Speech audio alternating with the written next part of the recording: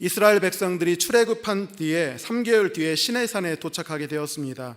그곳에서 하나님의 임재를 맛보았고 언약도 체결하게 되었습니다. 시내산에서 대략 9개월 정도 있었던 것 같아요. 거기서 하나님의 지시에 따라서 하나님의 처소라고 할 수 있는 성막을 짓게 되었습니다. 출애굽 2년 2월 20일에 그들은 젖과 꿀이 흐르는 가나안 땅에서 진군하기 시작했습니다. 보무도 당당하게 하나님의 백성의 기치를 높이 세우면서 전진하게 되었습니다.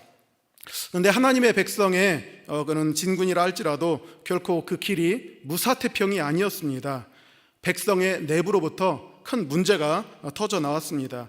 여전히 그들도 타락한 인간 본성에 지배를 받고 있었기 때문에 그렇습니다.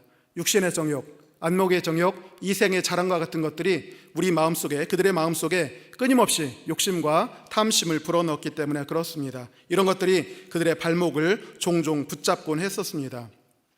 오늘 12장을 읽었는데요, 11장에는 백성들이 고기가 먹고 싶다고 울며불며 불경하게 하나님께 대든 모습이 그려져 있습니다. 하나님은 진노 중이었지만 그들에게 메추라기를 내려셔서 한 달 동안 물리도록, 그 냄새도 맡기 싫어할 정도로 그렇게 내려주셨습니다. 그 뒤 한 달 뒤에는 하나님께서 하나님을 원망했던 백성들을 큰 재앙으로 치셔가지고 많은 사람들이 그곳에서 죽게 되었습니다. 그리하여 이스라엘 백성들은 이곳을 기브롯 핫다 아와라고 이렇게 불렀답니다. 기브롯 핫다 아와라는 표현은 탐욕의 무덤이란 뜻이에요. 탐욕의 무덤. 이 말을 통해서 하나님의 백성과 탐욕은 길을 같이 갈 수 없다는 뜻입니다.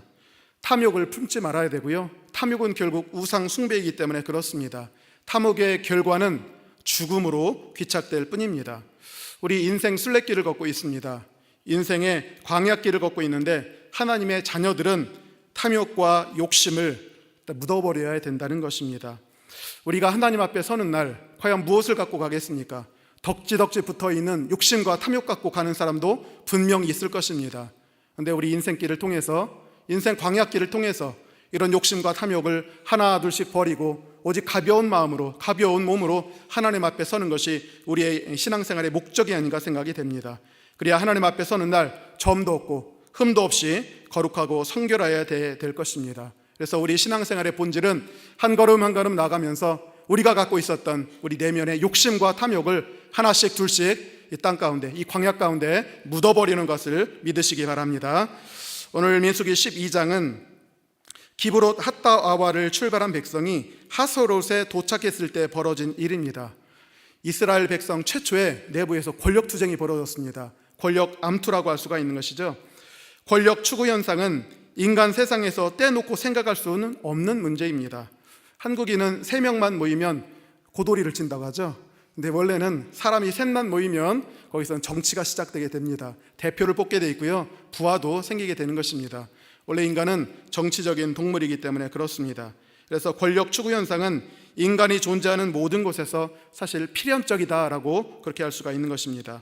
프리드리 니체가 하는 말이 이 세상은 권력의 의지이다, 그 외에는 아무것도 아니다라고 그렇게 얘기하고 있는 것입니다. 사람이 모였다면 당연히 권력 투쟁이 벌어지게 될 것이고, 이 권력을 중심으로 생각하지 않는다면 인간의 활동 이해할 수가 없게 된다는 것입니다. 권력을 바라보는 관점은 동서고금을 통해서 많이 다양하게 존재했습니다. 때로는 권력에 대해서 좋게 평가한 사람도 있고, 때로는 나쁘게 평가한 사람도 있고, 때로는 권력 현상은 어찌할 수 없는 거야, 인간이 존재한 권력 추구 현상은 어찌할 수 없는 것이다 라고 얘기한 적도 있습니다. 불경에서는 이렇게 얘기합니다. 지팡이를 든 사람을 보라. 지팡이를 든 연유로 두려움이 생긴다라고 얘기를 합니다. 그냥 지팡이, 권력자죠.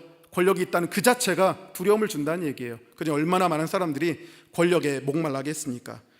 권력의 무상에 관한 내용도 있습니다. 역사가 반복되는 것은 권력을 가진 자의 욕심이 예나 지금이나 변하지 않았기 때문이다 라고 얘기를 합니다. 권력도 유익한 점이 있습니다. 권력의 유일한 이점은 많은 선행을 할 수 있다는 것이다 라고 하면서 그라시안이라는 그런 철학자가 얘기를 했습니다. 권력의 해악도 있죠. 왕관을 쓴 머리는 언제건 편안히 잠드는 법이 없다라고 얘기를 한 것이 셰익스피어였습니다. 페리클레스 같은 사람은 권력의 필요성을 얘기합니다. 설령 그대가 정치에 관심이 없을지라도 정치는 그대에게 관심을 갖는다는 것을 잊지 말라라는 얘기를 합니다. 그래서 권력이야 뭐 우리 주변에 흔히 있기 때문에 많은 사람들이 관찰을 했고요. 불가피하다. 그런데 악을 행할 뿐이다. 선을 행할 수 있는 길도 있다. 그러나 거기서 떨어질 수는 없다라고 얘기를 합니다. 정치와 권력은 위험하긴 하지만 인간에게 불가피한 요소, 죽기 전에는 절대로 떠날 수 없는 요소라는 것을 페리클레스를 통해서 보게 되는 것입니다. 그래서 정치와 권력은요, 너무 멀리 둘 수도 없고 그렇다고 너무 가까이 자주 추구할 수도 없다는 기묘한 성격을 지니고 있는 것입니다. 그래서 우리가 권력에 대해서 생각할 수 있는 것은 자기 그릇에 맞게 합당한 권력을 추구하면 돼요. 그리고 하나님이 주시는 범위 안에서 그 권력을 통해서 하나님의 뜻을 이루는 것입니다. 그리고 종국에 가서는 하나님의 심판대 앞에서 자신에게 주신 그 권한을 가지고, 권세를 가지고 무슨 일을 했는지 떳떳하게 주님께 직고하고 청산할 수가 있다면 이런 사람이야말로 참 복된 자의 삶이라고 부를 수가 있는 것입니다. 오늘 본문은 이스라엘에서 최초의 권력 암투가 어떻게 시작되었고 또한 어떻게 종결되었는지를 보여주게 됩니다. 뜻밖에도 이 권력 투쟁을 통해서 우리 인생에 대한 몇 가지 진리를 발견하게 되었습니다. 그래서 저는 여러분과 함께 여기 나오는 것 중에 저와 여러분 다 관련되어 있습니다. 인생의 진리를 살펴보고요. 그래서 하나님께서는 모든 것을 합력하여 선을 이루신 하나님이라는 사실을 여러분과 함께 은혜 나눠보고자 합니다. 일단 1절에 보니까 이렇게 표현이 되어 있습니다. 1절은 미리암과 아론이 모세의 권위와 도덕성을 공격하는 근거와 꼬투리로 잡고 있는 말입니다. 1절, 모세가 굿수 여자를 취하였더니 그 굿수 여자를 취하였으므로 미리암과 아론이 모세를 비방하니라 라고 되어 있습니다. 순서를 보니까 미리암과 아론이라고 되어 있죠. 연령 순서 때문이 아니고 사실은 이 반역 사건의 주동자는 미리암이었습니다. 아론은 그냥 추종했던 세력 같습니다.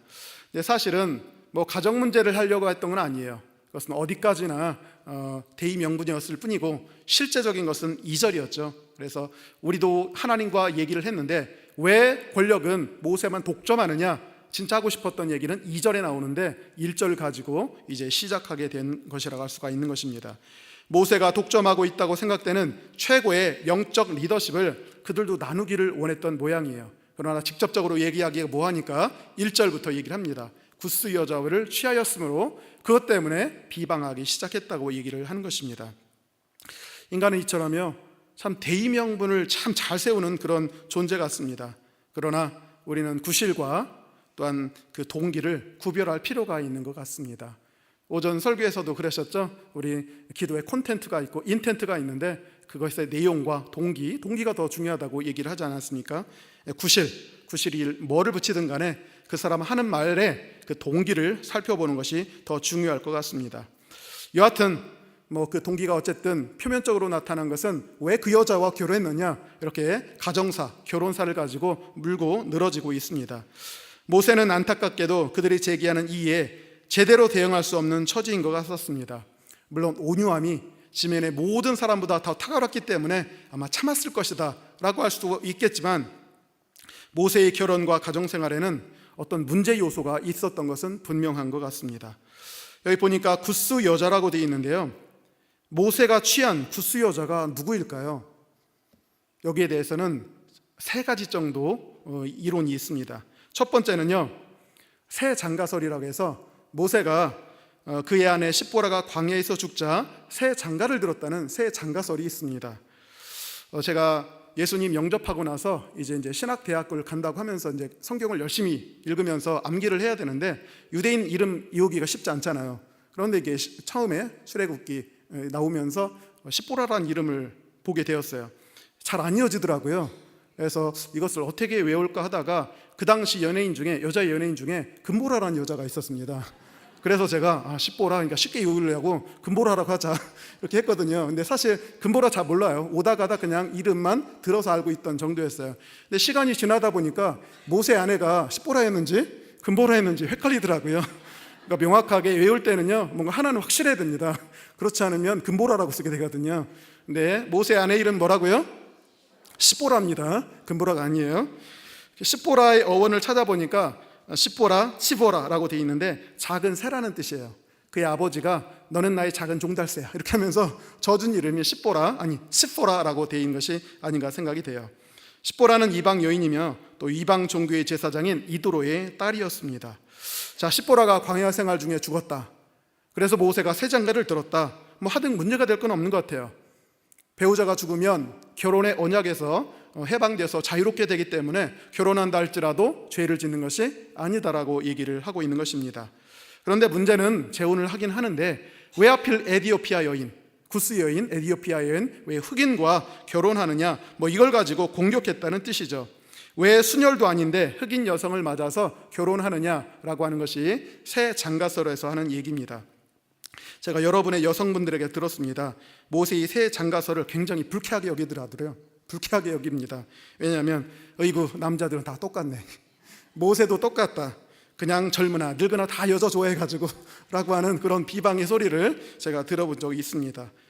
이게 첫 번째 새 장가설이에요. 구스 여인, 십보라가 죽자 새 여인을 맞아들였는데 구스 여인, 에디오피아 흑인 여인이었다라고 하는 것이 아마 여러분들도 많이 알고 있는 가설일 것 같습니다. 두 번째는요, 에티오피아 공주 가설이 있습니다.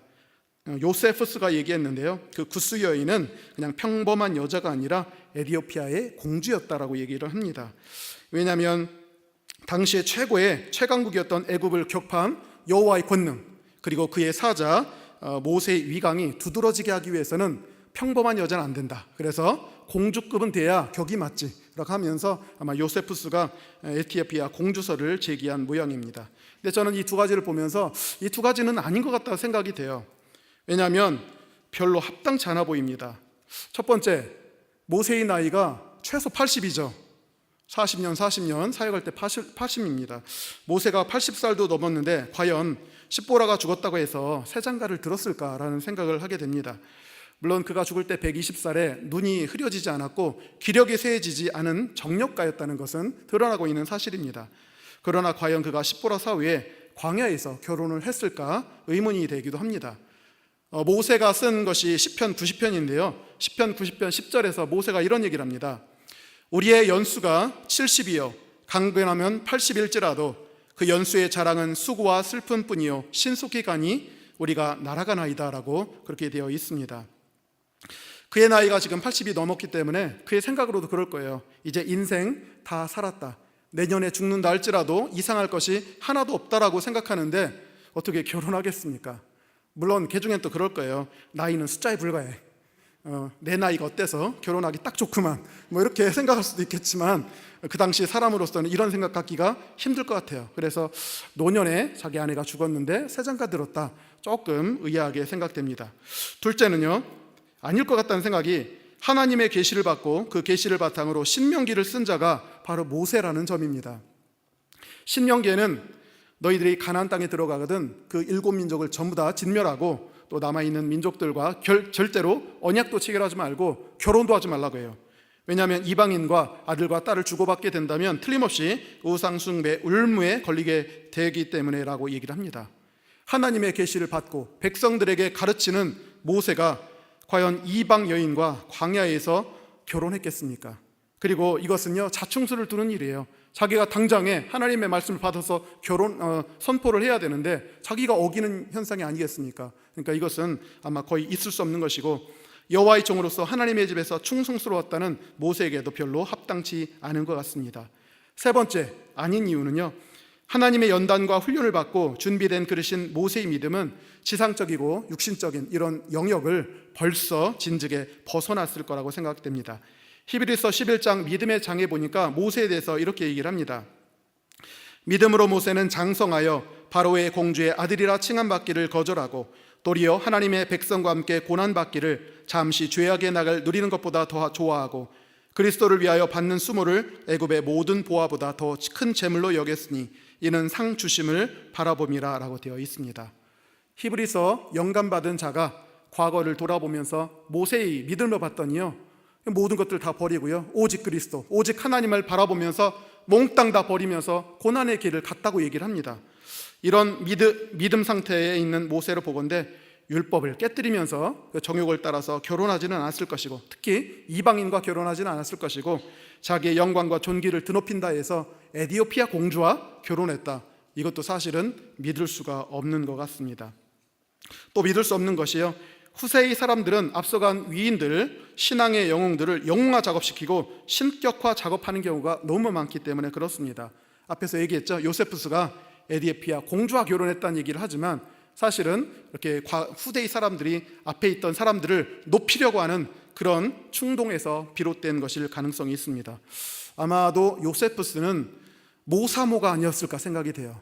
모세를 사랑한 사람들의 모임, 여기 아마 회장이 되지 않았을까 생각이 됩니다. 그래서 어떻게든지 모세를 높이고 율법을 높이고 여호와의 종교를 높이고 그래서 유대민족을 높이려고 하는 그런 계획 가운데 아마 이런 얘기를 한 것이 아닌가 생각이 돼요.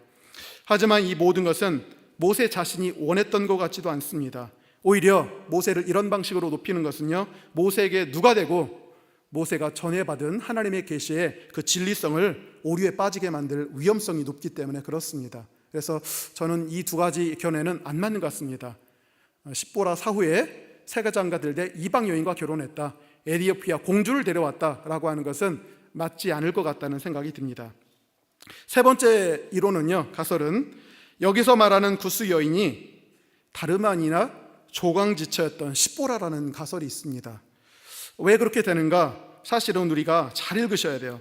구스 여인 앞에 사실 정관사가 있는데 우리 번역에서는 빼놨습니다. 1절에 모세가, 정확히 읽으면 이렇게 읽으셔야 돼요. 모세가 그 구스 여자를 취하였더니 그 구스 여자를 취하였으므로 미리암과 아론이 모세를 비방하니라 라고 되어 있으면서 앞에도 정관사가 붙어 있습니다. 그 구스 여자라고 되어 있다는 얘기죠. 이 말은 특별히 이름되지 않았기 때문에 다른 사람이 다 알고 있었어요. 우리는 모르지만 그 당시 살고 있었던 사람들은 지극히 당연해서 더 말 필요가 없다는 얘기죠. 그리고 구스라는 표현이 나오는데 이것은 꼭 에디오피아만을 얘기한 게 아닙니다. 사실 미디안, 거기가 원래 친정이었죠. 미디안 바로 옆에 굿산이라는 지역이 있는데 굿산도 때때로 구스라고 불렸대요. 그러니까 결국은 우리는 가끔 가다가 공주댁, 서울에 온 사람인데 공주댁이라고 하기도 부르기도 하지만 충청댁이라고 부를 수 있잖아요. 범위 문제잖아요. 그러니까 결국은 미디안 댁이라고 할 수도 있고 때로는 구스 댁이라고 할 수도 있었다는 겁니다. 그래서 이 여인이 바로 십보라가 아니었을까 생각이 되고요. 모세가 구스 여인을 취하였더니 라고 했을 때 그 취하다라는 단어는 세장가 들었다는 뜻이 아니라 그 여인과 함께 살아가고 있었으므로 바로 그것을 문제 삼아서 문제를 제기했더라, 이렇게 볼 수가 있다는 것입니다. 그리고 지금 말했던 세 번째 가설은 많은 주석가들도 동의하고 있는 바도 그렇고요, 제가 보기에도 이것이 합당한 설이 아닌가 생각이 됩니다. 여러분이 아마 평생에 걸쳐서 이 부분을 설교를 들었다면 아마 다른 여인이라고 설교 들었을 가능성이 대단히 높습니다. 하지만 생각해 보십시오. 달리 생각해 보십시오.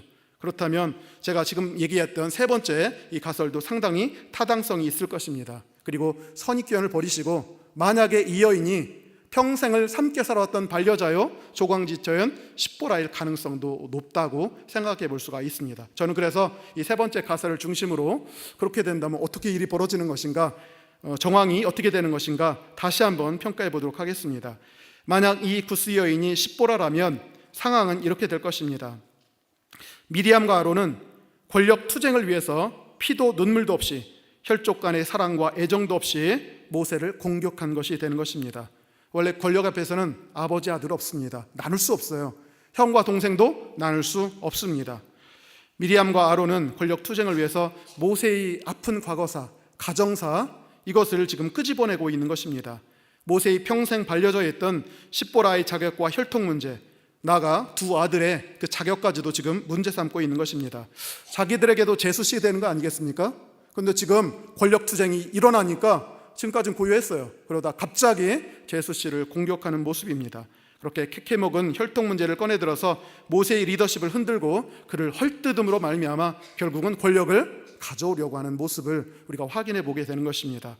권력 앞에서는 참 매정하다는 생각이 듭니다. 그들은 분명히 이 공격을 할 때요, 모세가 전달했던 아마 그 율법 말씀에 기본했을 것 같습니다. 왜냐하면 끊임없이 모세는 하나님의 말씀을 들었고 신명기 말씀도 그 중에 다 들어있었습니다. 선포를 하게 된다면 그 진리의 말씀을 가지고 공격하는 근거를 삼았죠. 모세, 당신이 말했지 않았어? 하나님 말씀이 이방인과 결혼하지 말라고 하지 않았어? 당장 십보라를 쫓아내시고 게르솜과 엘리에서도 당장에 쫓아내시오라고 그렇게 얘기했을 것 같습니다. 동조자가 여기에 많아지게 된다면 결국은 근본적으로 그들의 관심사인 권력 분할을 얘기하게 될 것입니다. 2절에 그들이 이르되 여호와께서 모세야만 말씀하셨느냐 우리와도 말씀하지 아니하셨느냐. 고로 모세가 권력을 독점하는 것은 옳지 않고 우리 외가도 나눠줘야 된다라고 하는 말을 그렇게 한 것 같습니다. 권력 투쟁에 들어가게 된다면 하나님의 진리까지도 선까지도 이렇게 왜곡될 수 있고요, 그리고 치졸한 행위의 수단이 될 수 있다는 것입니다.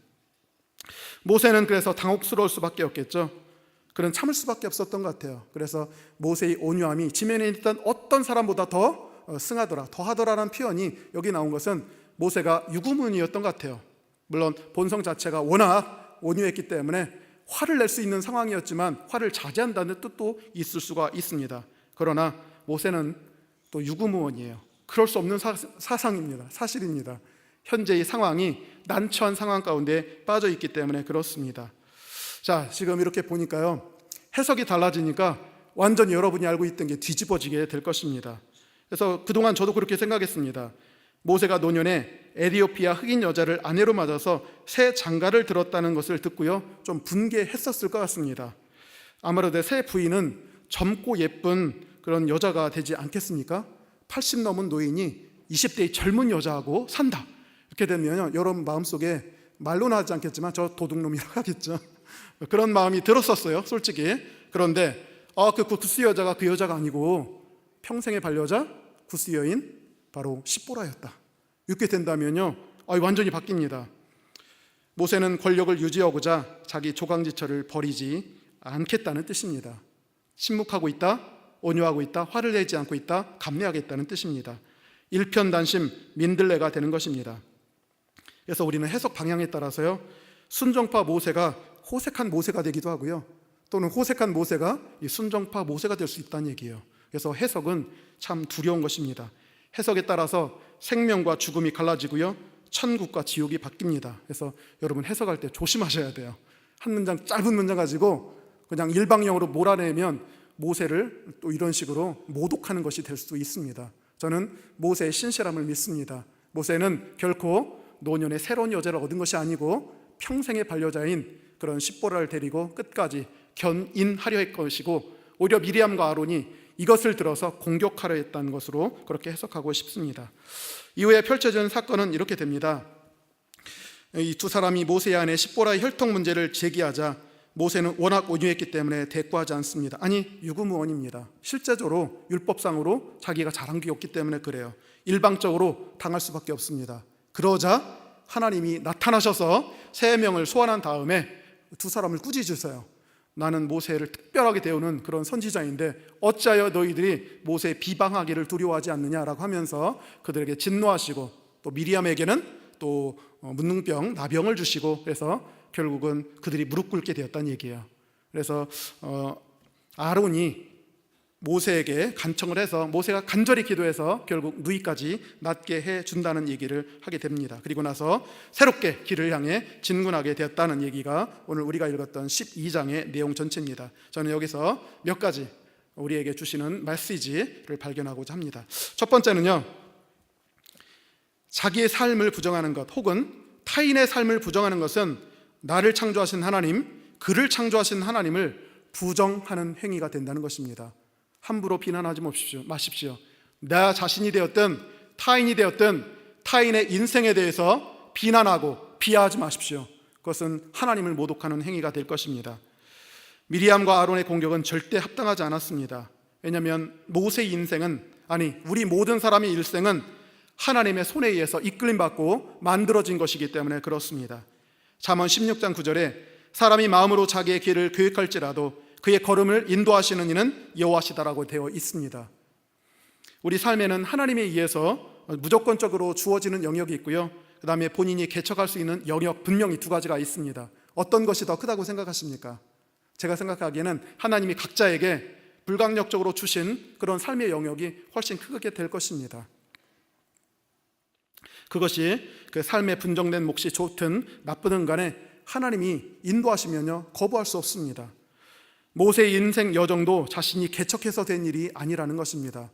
그의 인생을 쭉 읊어보면요, 유대인의 노예 아들로 태어났고 갑자기 궁중에 들어가게 되었고 바로의 공주의 아들이라 불리면서 궁중교육을 받으면서 양육한 것, 갑자기 민족애가 들끓어서 경솔하게 애굽인 관리를 죽이고 도망쳤던 것, 궁여지책으로 미디안 족속의 제사장 이도르의 딸 십보라를 만나서 결혼하고 아들을 낳은 일, 애굽의 왕자 신분에서 하루아침에 전락하여 이방인의 땅에서 목동으로 40년간 살아간 일, 이 모든 일들, 이 모든 모세의 일생이 어떻게 자기가 계획해서 이루어진 일이겠습니까?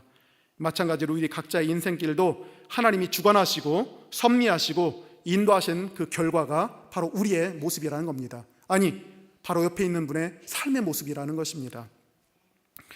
그래서 지금 그뿐만 아니라 모세는 지금 자신이 결혼과 가정이 율법에 어긋난다는 것을 발견했죠.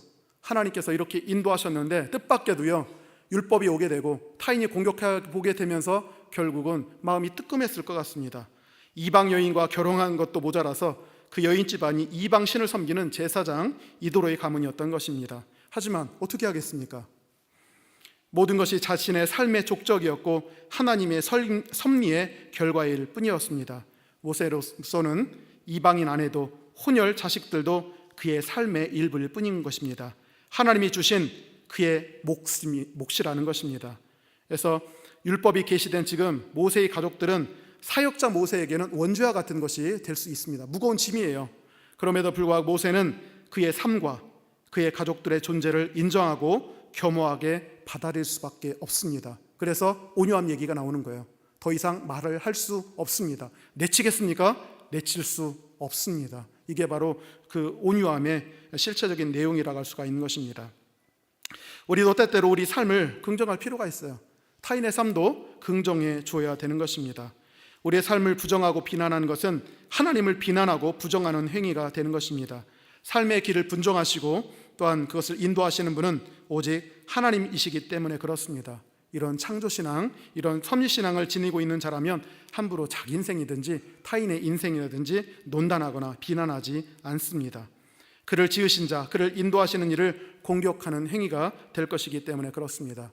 여러분이 남자로 태어나셨습니까? 혹은 여자로 태어나셨습니까?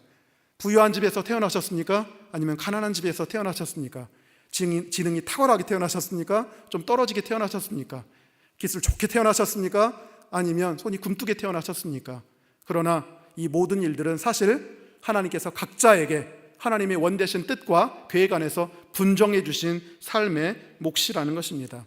어떤 부분에서 우리의 명백한 범죄와 실수가 있긴 하지만 그것을 제외하게 된다면 우리의 삶의 모습은 하나님께서 주신 것이라는 것을 인정할 필요가 있는 것입니다. 그저 있는 그대로의 삶, 하나님께서 배정해 주신 삶의 길을 받아들이고 사랑하시기 바랍니다. 아마 모세의 경우를 통해서 이것을 우리에게 주시는 거겠죠. 그러면서 하나님의 인도하심에 따라서 지금부터 이것을 기점으로 해서 더 나은 하나님의 은혜의 길로 가면 되는 것입니다. 왜 자꾸 내 출발점이 너무 멀다, 너무 뒤에서 출발했다 하시겠습니까? 뒤에 멀리서 출발해도 상관없습니다. 지금부터 시작해서 그것을 인정하고 감사하시면서 하나님의 손을 붙잡고 한 걸음 한 걸음 앞으로 나가시는 여러분이 되기를 간절히 축원합니다.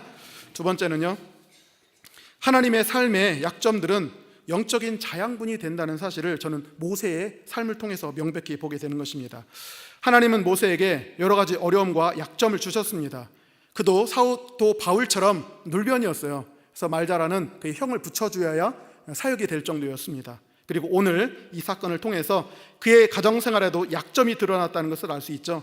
백성들에게 신명기를 가르치려 하면 너나 잘하세요, 이런 말이 틀림없이 들렸을 것 같습니다. 엄청난 스트레스예요. 엄청난 옆구리에 까시고요, 원죄가 되는 것이 바로 가정에 관한 일이라는 것입니다. 그러나 하나님께서 모세에게 이런 약점을 주셔서 결국 그의 성품을 다듬으셨고 귀한 그릇으로 삼아서 끝까지 실족하고 타락하지 않게 사용해 주셨다는 것은 우리가 성경을 통해서 확인해 볼 수가 있습니다. 모세 대단한 인물입니다. 자고할 이유가 넘치는 인물입니다. 200만 명의 이스라엘 백성의 수장이 되었고요, 살아계신 유일한 하나님의 유일무이한 중보자입니다. 기적과 표적을 행하는 하나님의 충만한 능력이 그의 손과 지팡이에 있었습니다.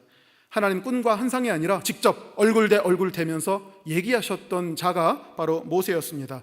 그래서 얼굴에서 빛이 날 정도였고요, 하나님의 율법을 심지어 모세의 율법이라고까지 부릅니다. 모세의 율법. 이러니 모세의 그 영적인 그런 특권이 얼마나 넘치겠습니까? 아마 교만하려면 당연히 교만할 수도 있는 그런 사람이었죠. 이 정도 은혜와 은사를 갖고 있다면 누구라도 다 타락하고 교만해졌을 겁니다. 그 휘황찬란한 스포트라이트를 감당하지 못하고 싹 타버렸을 것 같습니다. 그러나 하나님은 바로 이런 약점을 주셨던 것 같아요. 말 잘 못하는 그런 은사, 그리고 가정에 이런 옆구리와 같은 큰 고통, 이런 것을 주심으로 말미암아 그를 겸손하고 온유하게 했던 것 같아요. 겸손과 온유, 온유와 겸손, 예수님의 성품이죠. 그런데 그에게도 나타나셨다는 것입니다. 하나님은 모세를 너무 자고하지 못하게 하셨습니다. 모세 입장에서 내 코가 석자인데 누구한테 뭐라고 하겠는가, 아마 이런 자세를 견지한 것이 아닌가 생각이 듭니다. 하나님은 온유함이 지면의 모든 사람보다 승하다는 모세를 이런 방식으로 빚으셨어요. 그래서 모세는 40년의 사역 기간 동안에 다른 사람 같았으면 틀림없이 넘어졌을 것 같습니다. 걸려 넘어졌을 텐데 그는 결국은 부패 없이, 실패 없이 끝까지 하나님께 충성하다가 결국 하나님의 부르심을 받게 된 것입니다. 저는 모세를 사랑하셔서 극한 영광을 주시면서 또한 그로 하여금 이런 부끄러움과 수치를 주셔서 결국 그를 붙잡아 주셨던 은혜의 방편이고 또한 사전 포석이 아닌가 생각이 됩니다. 그래서 아마 그래서 그는 숨질 때 이런 말을 했을 것 같아요. 사도 바울처럼 나는 선한 싸움을 싸우고 달려갈 길을 마치고 믿음을 지켰다, 이런 고백을 사도 바울처럼 모세도 하지 않았을까 생각이 됩니다. 시편 119편 71절에요 고난당한 것이 내게 유익이라 이로 말미암아 내가 주의 율례들을 배우게 되었나이다 라고 얘기를 합니다. 그리고 모세의 리더십이요, 자기 아들들에게 하지 않았습니다. 게르솜과 엘리에셀이 있었거든요. 근데 마지막 단계 여호수아에게 넘겨요. 내가 보기에도 아깝습니다. 잘 잡혀져 있는 그 권세를 아들 중 누구에게 준다면 참 좋을 텐데 그거 없습니다. 그리고 가장 좋다고 여겨지는 하나님이 선택한 자 여호수아에게 넘겨준 것도 이런 가시의 덕분이 아닌가 생각이 돼요. 그래서 모세는 참 아름답게 사역의 입장에서도 퇴장한 인물이었고요. 그래서 마지막까지 사역에 오점을 남기지 않고 깔끔하게 끝맺음한 인물로서 우리 가운데 기억되는 것입니다. 성공적인 삶, 성공적인 사역, 그 안에는 뭐가 있었는가? 아픔이 있었어요. 약점이 있었습니다. 그래서 온유와 겸손을 만드시고 그의 사역을 끝까지 붙잡아 주셨던 것입니다. 이런 모습을 보면서 우리 하나님은 참 공정하시고 공평하신 하나님이시다라는 사실을 깨닫게 되는 것이죠.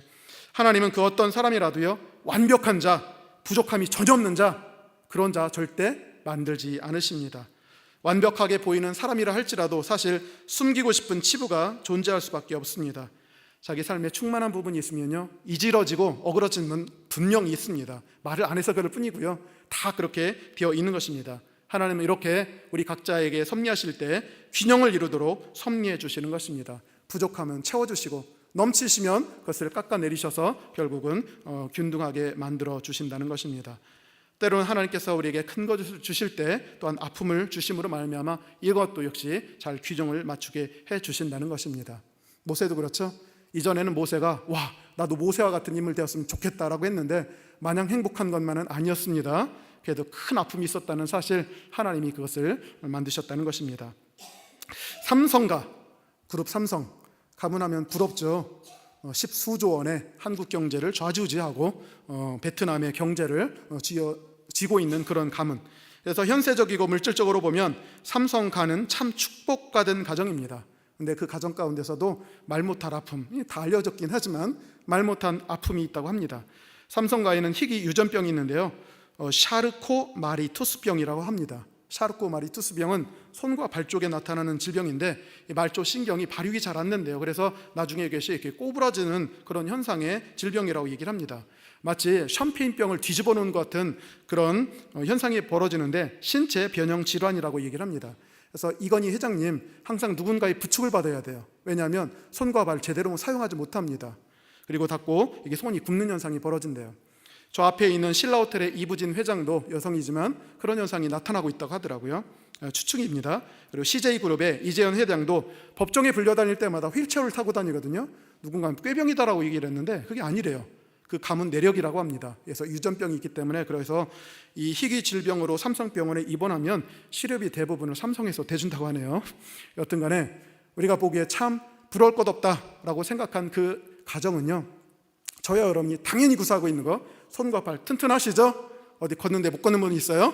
뭐 잡는 데 이렇게 힘드신 분이 있나요? 우리가 이렇게 당연하게 하는 것을 힘들어하고 있다는 것이에요. 우리 하나님 얼마나 공정하신 분이십니까? 저는 이 모세의 모습을 통해서 빛을 주시면 어둠도 주신다, 강점을 주시면 약점도 주신다는 얘기예요. 그러니까 다른 사람 보면서 너무 부러워하거나 그렇게 하지 마십시오. 자기를 너무 비하하지 마시기 바랍니다. 하나님은 공정하신 하나님이시라는 사실 깨달으시기 바랍니다.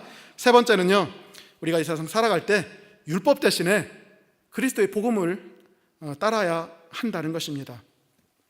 율법의 행위로는 의롭다 하심을 받을 자가 하나도 없습니다. 율법을 중개하고 선포한 자 바로 모세였거든요. 그런데 그 모세 자신이 그 율법 때문에 공격받고 있습니다. 이것 대단한 아이러니라고 할 수가 있는 것이죠. 우리는 이 일을 통해서 율법 아래에서는 의롭다함을 받을 인간이 하나도 없다. 심지어 모세도 그랬다는 얘기예요. 사실 율법이 오자 모세가 곧바로 죄인이 되어버렸어요. 하나님의 율법을 알기 전에는 떳떳했거든요. 당당했습니다. 그런데 하나님의 말씀을 들었어요. 이방인과 결혼하지 말아라. 딱 듣는 순간 제1의 죄인이 누가 되겠습니까? 모세가 되어버렸어요. 당장 자기 가족이 이방인이고 심지어 이방 제사장의 딸이었습니다. 그러니 자기가 제1의 죄인이 된 것입니다. 그래서 결국은 신명기 말씀을 받은 뒤에 자기 자신부터 율법을 어긴 상황이라는 것을 모세 자신이 깨닫게 되었다는 것입니다. 얼마나 착잡했을까요? 그래서 로마서 7장 9절에 보니까 전에 율법을 깨닫지 못했을 때는 내가 살았더니 계명 이름에 죄는 살아나고 나는 죽었도다 라고 사도 바울이 말했는데 모세도 동일한 것입니다. 사실 율법은 우리를 의롭게 하기 위해서 주어진 것이 아니고 죄를 더욱 죄되게 만들기 위해서 주어진 것입니다. 사도 바울도 로마에서 율법의 의로는 율법의 행위로서는 절대로 구원받을 자 없다고 얘기를 한 것입니다. 율법의 목적은 구원이 아니라 정죄입니다. 죄를 더욱더 죄되게 만드는 것이 목적입니다. 결국 율법은 우리를 죽게 만들 뿐이라는 것이죠. 그래서 율법은 우리로 하여금 율법 바라보고 자기 선행 바라보고 이것을 버리고 오직 우리를 구원할 자 예수 그리스도를 바라보며 소망하게 하는 몽학 선생이요 초등 교사가 되는 역할을 하게 된다는 것입니다. 그래서 우리가 이 세상 살아갈 때 모세의 케이스를 바라보면서 율법 의지하지 마십시오. 내가 선한 일을 했으니까, 헌금 많이 했으니까, 착한 일 많이 했으니까 이것을 바탕으로 내가 구원받겠거니, 의롭다함을 받겠거니, 이건 착각이라는 것입니다. 모세조차도 율법 안에서 제1의 죄인이 됐다는 거 기억하시기 바랍니다. 우리에게 의롭다함을 주고 구원을 주고 영원한 생명을 주는 것은 바로 예수 그리스도의 보혈의 복음뿐입니다. 예수 그리스도의 은혜만이 우리를 살릴 수가 있습니다. 그분의 대속만이 우리를 사망에서 건질 수가 있는 것입니다. 예수 그리스도의 보혈만이 우리를 온전하게 할 수 있고 그분의 보혈만이 우리를 천국에 이르게 하는 것입니다. 예수님의 보혈만이 우리를 하나님과 또한 영원한 화목과 화평을 가져다 준다는 거 믿으시기 바라고, 또한 이 세상 살아갈 때 더욱더 예수 그리스도의 피 복음 이것만을 추구하면서 나아가시기 바랍니다. 네 번째는요, 하나님은 결국 공의를 시행하시더라고요. 결국은 자기 할 말 없었어요. 유구무원이었지만 결국 하나님은 언제가 됐을지 모르지만 분명히 공의를 시행하시고요, 공의뿐이겠습니까? 화목도 만드시는 놀라운 일을 우리 가운데 보여주십니다. 하나님은요, 가만히 읽어보니까 이 반역 사건에 대해서 즉각적으로 개입하세요.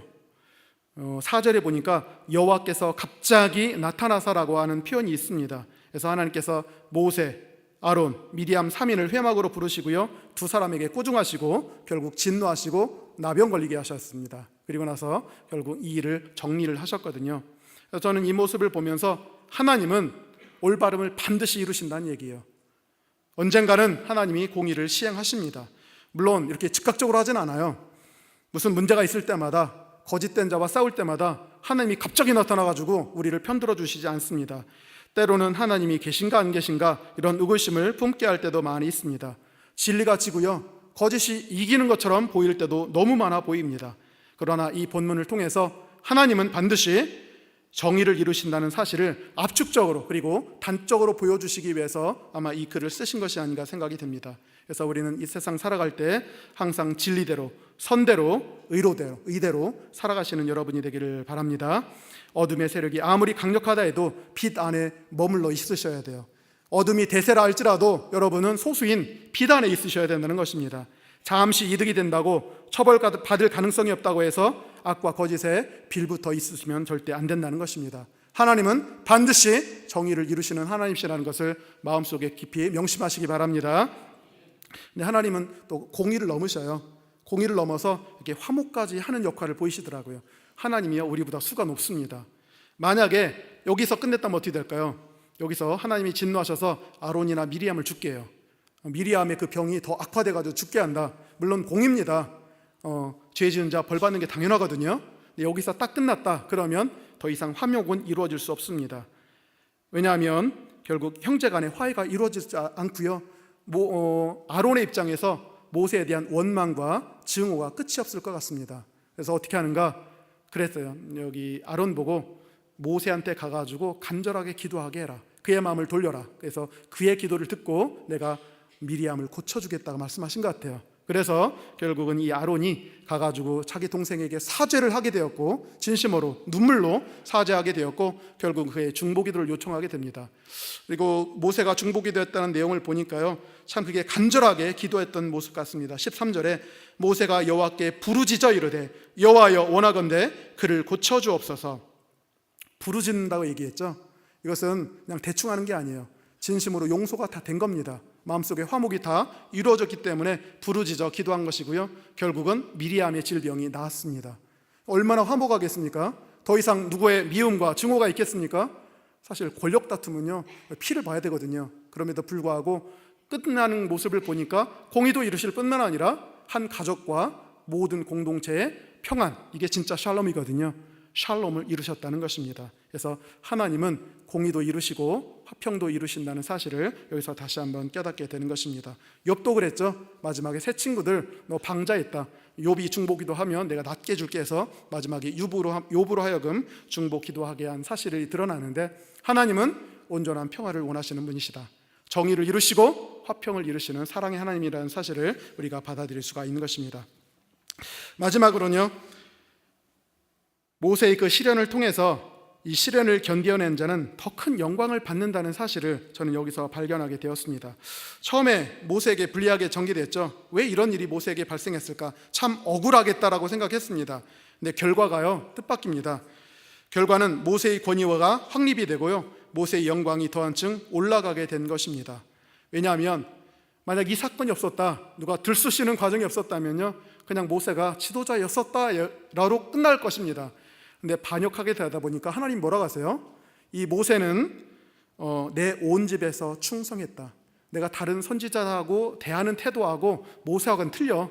질적으로 틀려. 나는 얼굴 대 얼굴을 보면서 모세와 얘기한다. 이 모세의 그런 존엄과 영광을 더 극히 드러냈던 것 같습니다.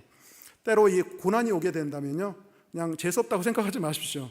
이것이요, 우리 안에 들어있었던 걸 밝혀줘요. 진면목을 밝혀주면서 진실이 드러나게 합니다. 그래서 나중에 보니까 더 큰 영광이 드러날 수 있다는 얘기예요. 이 소동의 먼지가 다 가라앉고 나서 보니까 이전에 있었던 영광이 아니라 그것보다 더 높은 곳에 모세가 위치하게 된 것을 우리가 확인해 보게 되는 것입니다. 그래서 때로 우리에게 닥치는 시련은 우리의 진면목을 드러낼 수 있는 기회가 되며, 그 후에는 더 높은 축복의 길로 환승시켜주는 것이 바로 이 환난과 시련이라고 할 수가 있는 것입니다. 그래서 한 가지 사건에는 빛도 있을 뿐만 아니라 어둠도 있어요. 어둠도 있을 뿐만 아니라 빛도 있습니다. 그래서 환난과 어둠이 닥쳐있을 때요, 그것만 보시지 마시고 그 이면에 있는 빛을 보십시오. 그 영광을 보십시오. 그게 반드시 드러날 날이 있을 것입니다. 위기는 나쁜 것이지만 위기 안에는 기회도 포함되어 있다는 것입니다. 그래서 고난을 통해서 사실은 우리의 축복이요, 주렁주렁 결실하고 있다는 것을 확인해 볼 수가 있는 것입니다. 야고보서 1장 12절에 시험을 참는 자는 복이 있나니 이는 시련을 견뎌낸 자가 주께서 자기를 사랑하는 자들에게 약속하신 생명의 면류관을 얻을 것이기 때문이라고 되어 있습니다. 시련이 오기 전에는 면류관 없었어요. 면류관은 보이지도 않았습니다. 근데 시련을 딱 통과해서 입증했어요. 증명했습니다. 자신이 참되다는 것, 신실하다는 것을 증명하는 순간 보이지 않던 면류관이 써진다는 것이 바로 여기 드러나 있다는 것이죠. 그래서 우리가 모세라고 하는 것이고요, 예수님은 아들로서 충성했지만 모세는 그의 사환으로서 그의 온 집에 충성했다는 히브리서 4장의 말씀 기억하실 겁니다. 그래서 이 영광이 이때 생긴 것이라고 할 수가 있는 것입니다. 얼마나 복된 그런 고난이라고 할 수가 있는 것입니까? 우리 한국 조선업이 참 영광의 길을 걸었었죠. 그런데 중국과 일본의 업체 틈바구니 속에서 참 힘들었던 것 같아요. 그러다가 갑자기 이리저리를 내놓게 되었습니다. 중국에서 조선굴기라는 이름으로 정부에서 수백 조씩 이렇게 부으면서 조선업을 육성하기 시작합니다. 물량 공세, 저가 공세가 다가오니까 우리 한국 조선업의 입장에서는 감당할 길이 없었던 거예요. 그래서 1위를 했는데 결국은 이렇게 떨어지게 되더라고요. 그러면서 참 어려운 과정을 겪으면서 몇 년 사이에 구조조정을 한다, 사양 산업이다 라면서 난리를 친 적을 여러분 뉴스를 통해서 본 기억이 있을 것입니다. 참 어려운 기간이었어요. 어려운 터널, 길고 긴 그 터널을 지나야 했습니다. 그런데 최근요, 대한민국의 조선업이 다시 수주량의 기준으로 볼 때 다시 1등을 탈환하게 되었답니다. 그리고 더 공고화가 되었대요. 그래서 이게 무슨 내용인가 라고 봤더니 이렇게 되어 있더라고요. 전 세계 선사들이 중국 조선업 쪽으로 다 몰렸대요. 왜냐하면 워낙 싸니까, 워낙 정부에서 엄청난 수의 물량으로 하니까, 저가 공세하니까 기왕이면 싼 거 해가지고요, 중국 업체 제품을 그렇게 계약을 맺고 받았답니다. 그런데 그 계약했던 많은 선사들을 황당하게 한 일이 벌어졌대요. 일단 중국 조선업에서는요, 납기를 어기는 게 다반사였대요. 분명히 여기까지 해줘야 되는데 몇 달씩 몰려가지고 안 주는 거예요. 그래서 항의를 하면 도리어 화를 냈답니다. 아마 그 사람들 마음속에 이 중화사상이 뿌리박혀 있어서 우리가 최고라는 생각이 가득했던 것 같아요. 그러니까 아나무인격으로 이렇게 된 것 같습니다. 또 만들기만 하면 정부에서 다 사주니까 기술 개발이라든가 품질 제고를 위해서 노력할 하등의 이유가 없었던 것 같아요. 그러니까 이런 여러 가지 것이 다 싸지면서 큰 사건이 터지게 됩니다. 어느 회사에서 거대한 유조선을 중국 쪽에서 받았대요. 그래서 기름을 싣고 가는데 망망대해서 엔진 고장이 나버린 거예요.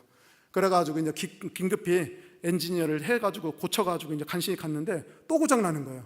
그래서 또 불러가지고 했는데 결국은 몇 번 하다가 결국은 이 거대한 유조선을 폐선 처리하고 말았다고 얘기를 합니다.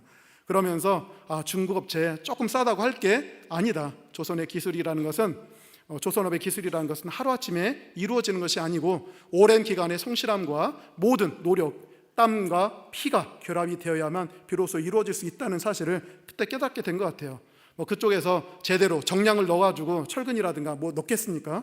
대충 만들어가지고 팔았던 것입니다. 그래서 전 세계에 홀렸었던 거거든요.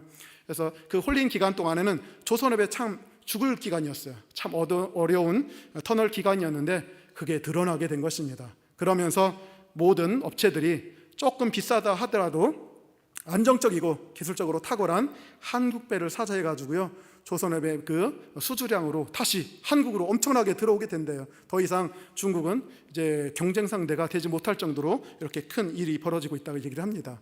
또 한 가지 사건이 있었는데요, 어떤 대해에서 한국산 유조선하고 미국의 군함하고요 가다가 이렇게 충돌하게 되었대요. 근데 미국산 그 군함이 앞쪽에 형편없이 깨져가지고요, 예인선에 끌려가지고 정비창에 들어갔대요. 근데 부딪혔던 한국산 유조선은요, 어찌나 튼튼하게 만들었던지 그리고 정량을 지켰던지 그냥 스크래치만 조금 났대요. 그러면서 하는 말이, 대해에서 한국산 배를 만나거든 무조건 피하고 봐라. 그렇게 했대요. 워낙 튼튼하게 잘 만들었기 때문에 저 두려워해야 된다고, 한국산 범접하지 말라는 얘기까지 돌고 있다고 얘기를 하는 것입니다. 그렇죠. 한때는 어려웠습니다.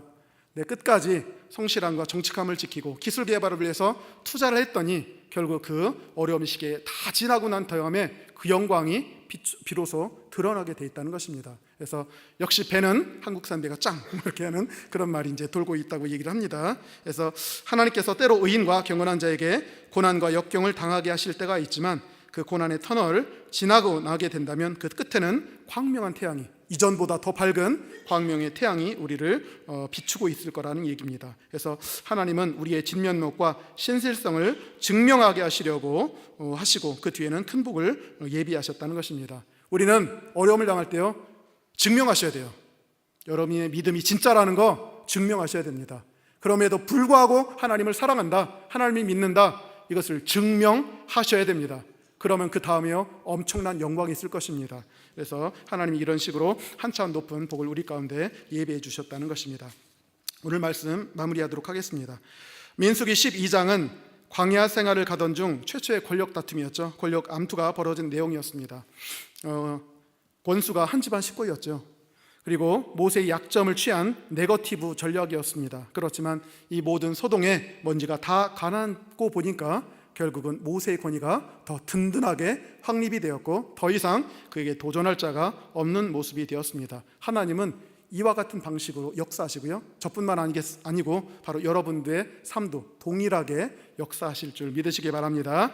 모세가 당한 이 반역 사건을 통해서 5가지 교훈을 우리가 확인해 보게 되었습니다. 자기의 삶, 타인의 삶 부정하는 것은 곧 하나님을 부정하는 것입니다. 그러지 마십시오. 인정하십시오. 내 삶도 소중한 것입니다. 타인의 삶도 소중하고 독특한 것입니다. 내 기준으로 깎아내리지 마십시오. 둘째는 하나님이 주신 삶의 약점들 나중에 나를 살립니다. 나를 영적으로 키우는 영적 자양분입니다. 셋째는 율법으로는 의롭다함을 받을 자가 모세도 안 됩니다. 절대 없습니다. 오직 나를 위해서 죽으신 하나님의 은혜, 예수 그리스도의 복음만을 붙잡고 나가시기 바랍니다. 네 번째는 하나님은 결국은 공의를 시행하세요. 거짓 편에 서지 마십시오. 어둠 편에 가지 마십시오. 빛에 서시고요, 진리 편에 서십시오. 반드시 하나님이 갚아주실 것이고 화목으로도 인도해 주실 것입니다. 그리고 시련을 견뎌낸다면 면류관이 기다리고 있다는 것, 여러분이 이것을 기억하시면서 나가시기 바랍니다. 이것이 바로 인생이 아닌가 생각이 돼요. 모세의 인생, 그리고 우리의 인생입니다. 여러분의 삶은 어떠십니까? 그래서 우리 살아갈 때 하나님의 손을 붙잡고 한 걸음씩 은혜를 향해 나아가시기 바랍니다. 마지막으로 두 개의 성구만 제시하겠습니다. 고린도후서 12장 9절, 내 은혜가 내게 족하도다. 내 은혜가 내게 이미 족하도다. 로마서 8장 28절, 하나님을 사랑하는 자, 곧 그 뜻대로 부르심을 입은 자들에게는 모든 것이 합력하여 선을 이루시느니라. 이런 믿음을 가지고 담대하게 이 세상 가운데 감사함으로 살아나가시는 여러분이 되기를 간절히 축원합니다.